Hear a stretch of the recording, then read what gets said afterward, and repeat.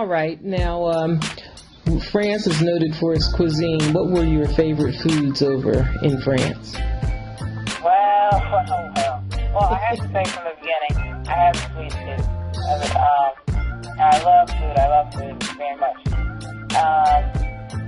And I had the pleasure of having a host mother who could cook extremely well.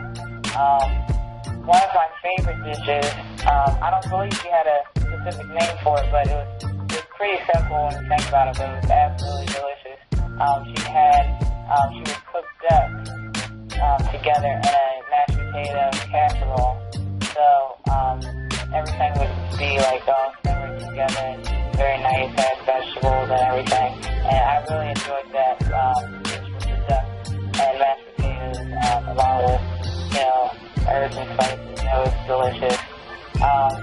In terms of just things in general, obviously the various different types of cheeses that come from the numerous regions of France. I definitely enjoyed Camembert, which is a cheese that was nearby in the region, as well as slightly stronger or sharper cheese called the Holstein. That was very good. You have your typical brie and things of that nature that were around, but I definitely like those two, the Camembert and Roquefort, as well as the dessert. So basically anything you can think of. Have absolutely delicious chocolate and different tarts, many fruit tarts that were made fresh daily, with seasonal fruits and nice flaky, crispy pastry, whatever you call it, pastry setting. They had tons of different cookies and whatnot. And one thing that they celebrated, I believe it was in January or February, they called it La Galette de Roi, which is basically the king's cake. And what it was more like a pastry, not a cake per se, but it was almond-based, the cake, pardon me, the pastry. And it was fun because they would have little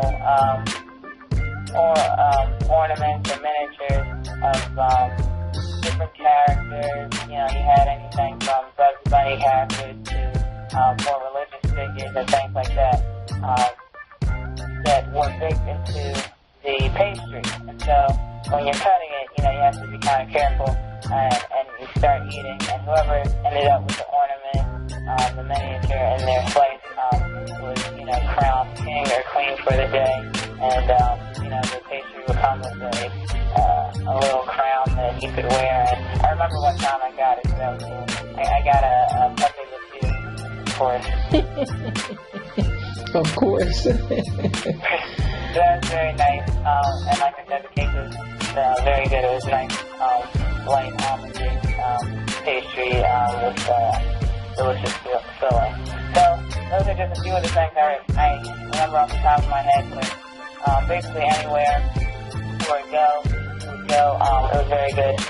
Something that's not necessarily French to say, but as I mentioned, I had a Turkish friend, and there was a large Turkish population, and several of the items that they make I absolutely adore.